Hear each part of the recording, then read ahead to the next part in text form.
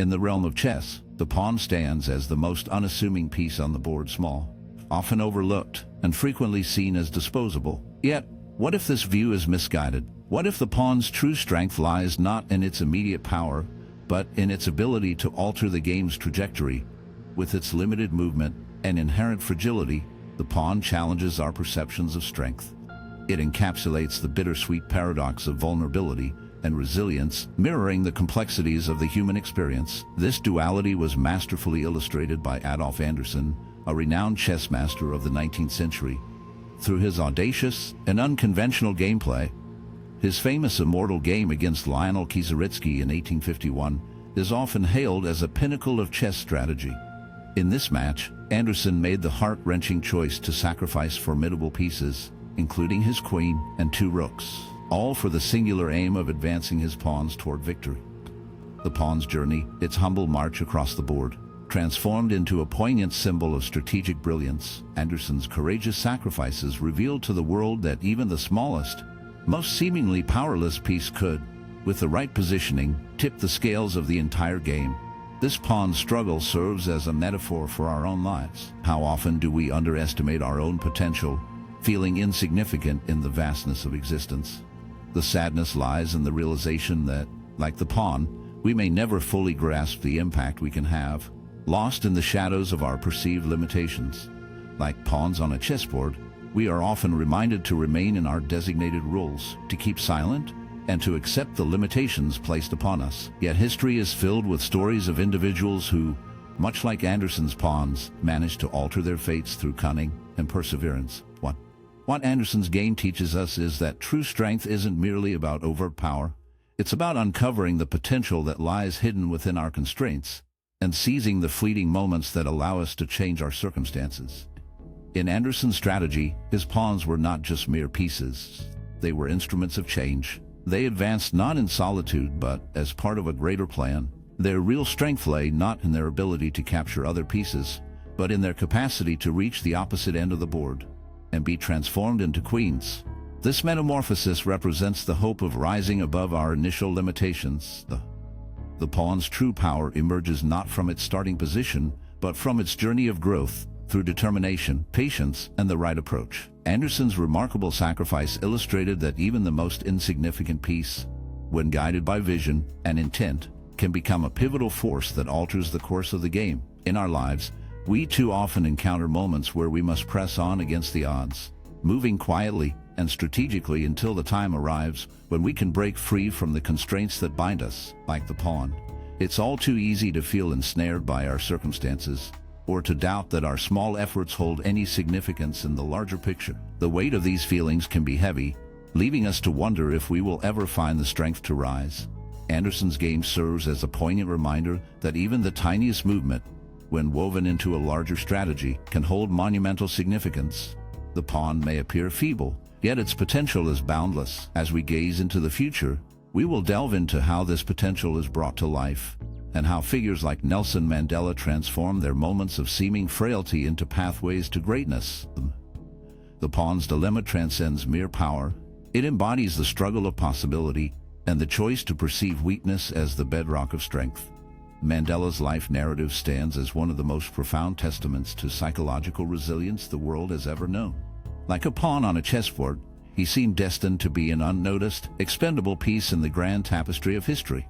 Born into a fractured society, imprisoned for 27 long years, and enduring unimaginable suffering, he was initially regarded by many as just a pawn in the fight for freedom, a mere participant in a larger ideological conflict.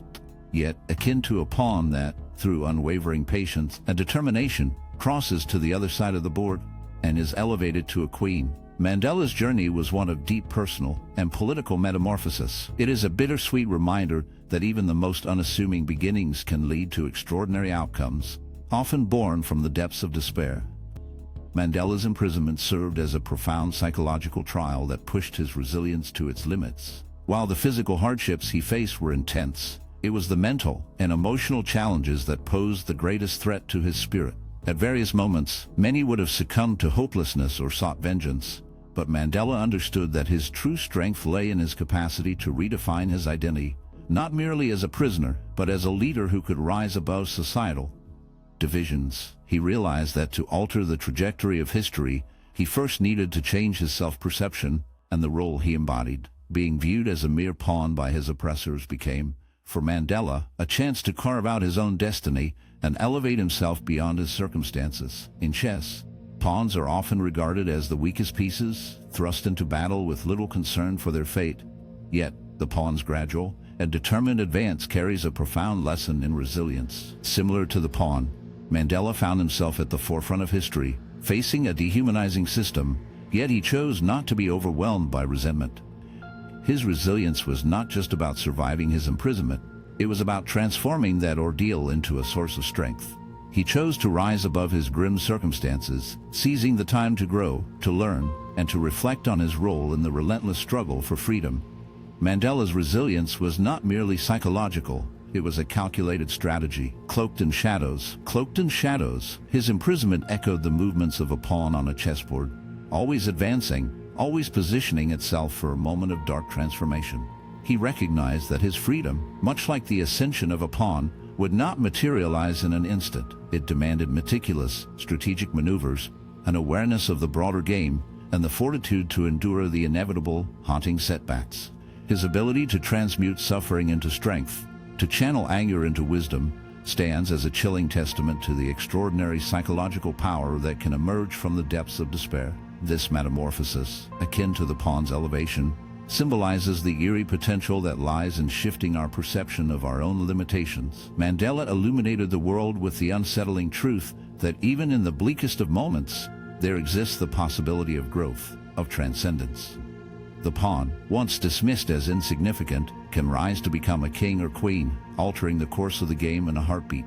Mandela's life serves as a haunting reminder that no matter how powerless we may feel, the power to change the game lurks within us all, waiting to be unleashed. The journey from pawn to king is not solely about external circumstances.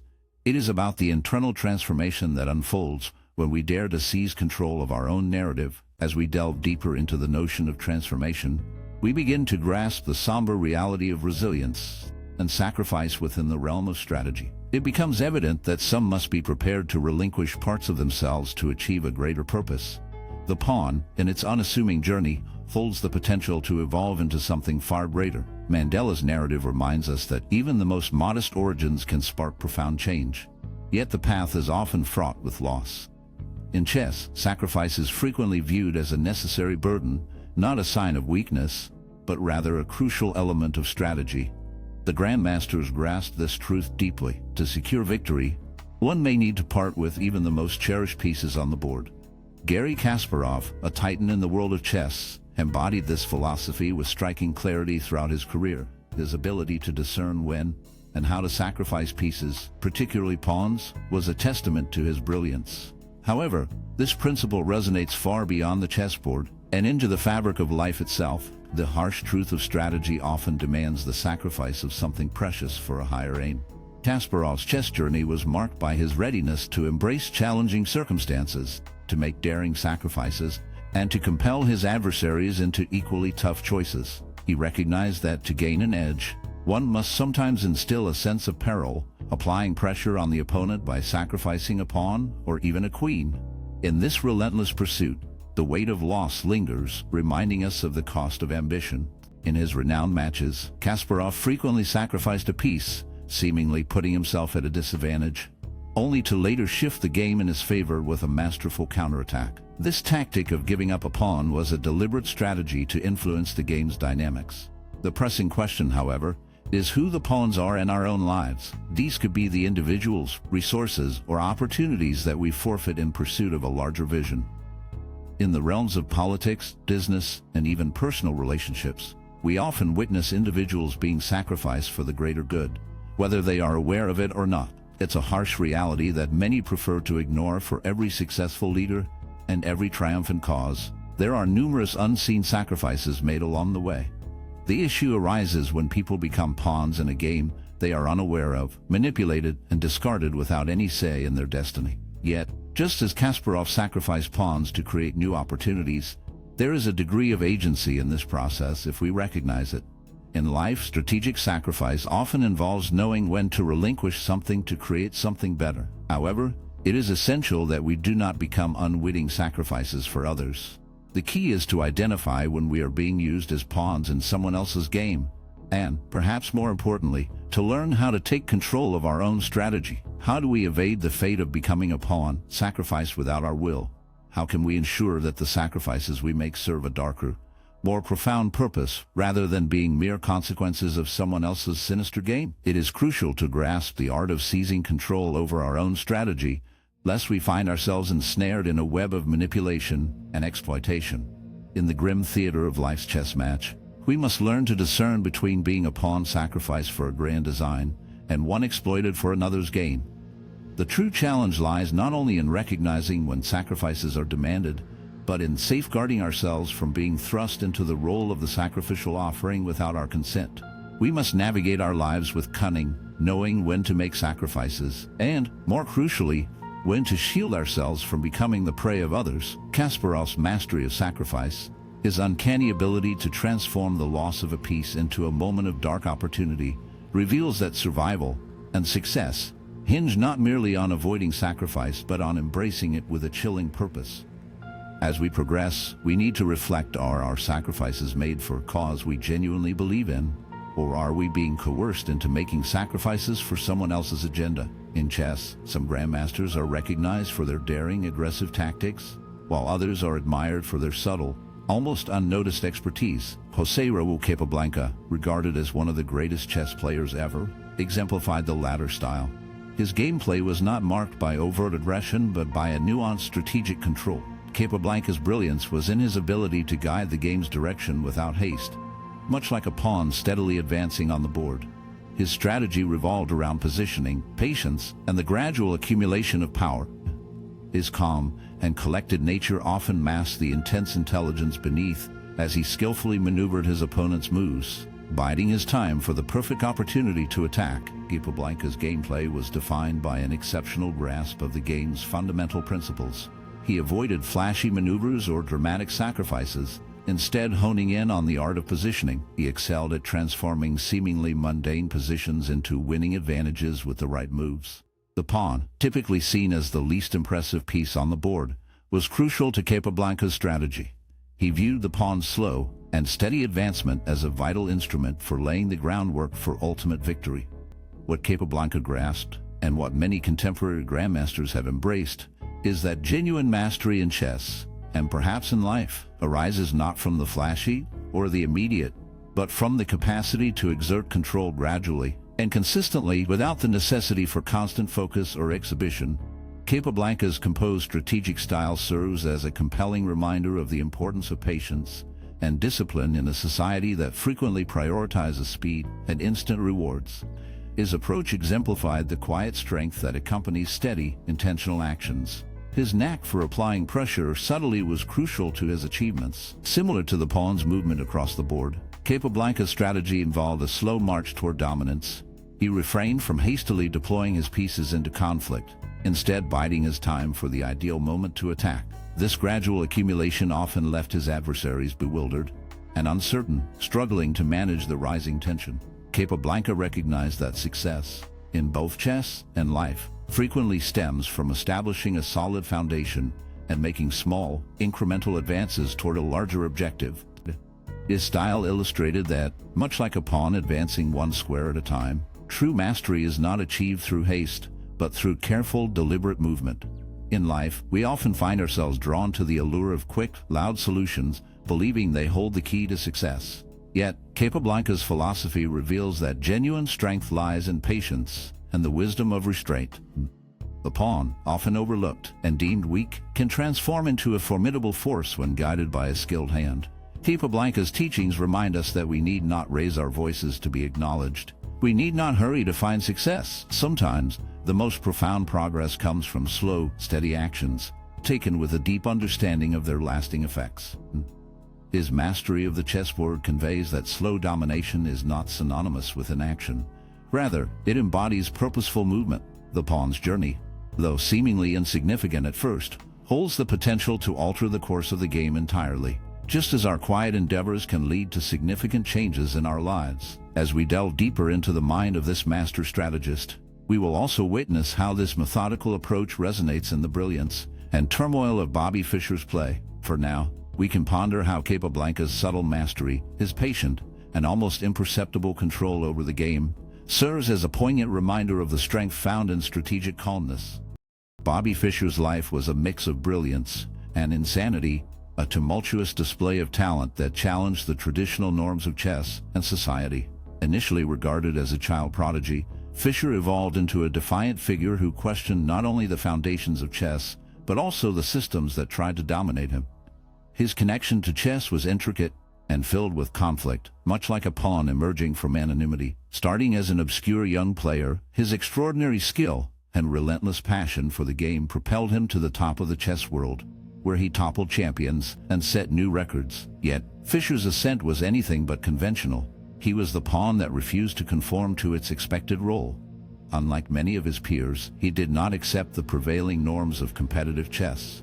He disregarded established rules, dismissed expectations, and eschewed traditional routes to success.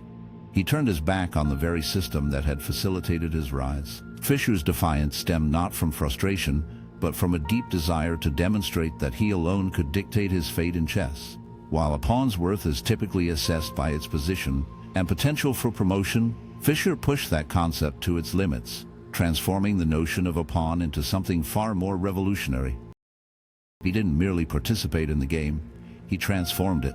He brought forth innovative strategies, fresh approaches, and new ways of thinking that frequently left his rivals struggling to keep pace. Fischer's genius lay in his deep understanding of the psychological aspects of chess, which set him apart from others.